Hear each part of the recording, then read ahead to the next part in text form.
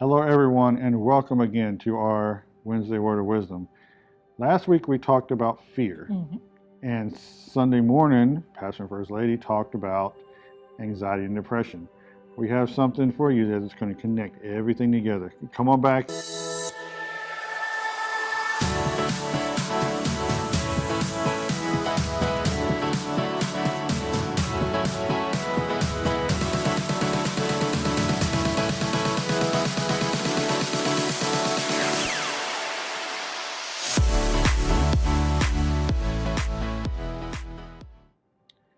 Welcome back. I'm glad you actually stuck with us this long.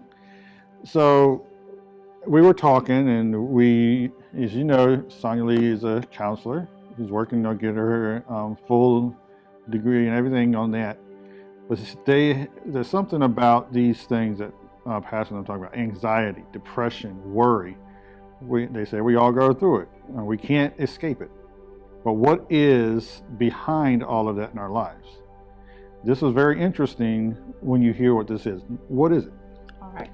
So as David mentioned, he and I were talking, and when you examine the continuum of anxiety and depression and worry, the root of it all is really grounded in fear, right?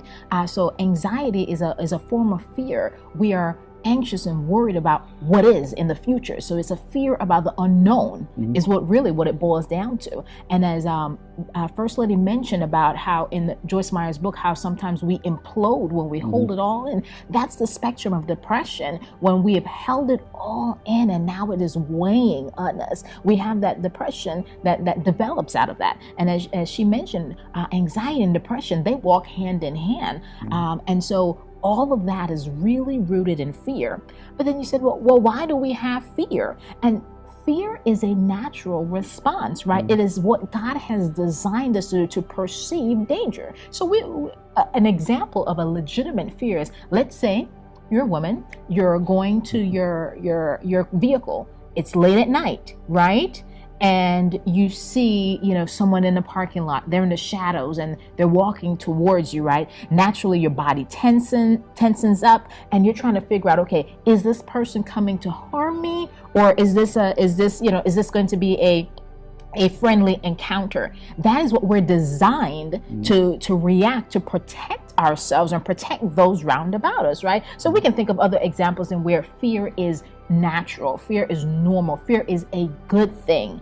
But then when we see it on the side where it causes us harm, is when it's prolonged, right? When it is causing us the worry and the anxiety to come, or when the perceived danger is not really a danger at all. Last week I talked about how I was afraid of dogs, and even though I could, or not dogs, but large dogs, right? And I mentioned how David would play with the dog, but there's something in me, this I wouldn't say it's irrational, but let's call it that irrationalness about that fear. Now let's say I let this fear consume me. Then it becomes anxiety, right? So now every time I see a dog, I get anxious and oh my goodness. So that we're trying to show you that there's a fear rooted there, and the first step in breaking that is acknowledging that, right? A lot of times we don't want to sit with that perspective and realizing, I have this fear. We don't want to admit it. Sometimes we're just afraid to even say it out loud.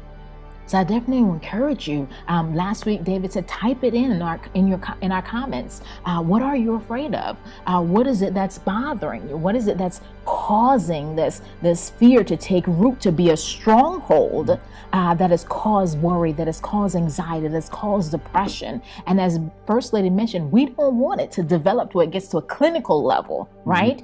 Where it is significantly impacting your day-to-day activities. Well, you talked about the psychological and our mental state, because that's what it is. It boils down to a mental state of fear. I can fear something that she doesn't fear, and vice versa. It's all within us. But we are the most fearful, most anxious generation. And I can pretty much tell you what it is, but you'll have to wait on it, because we're going to come back at a later point and we'll discuss that too. As for now, thank you for watching, and we'll see you next time.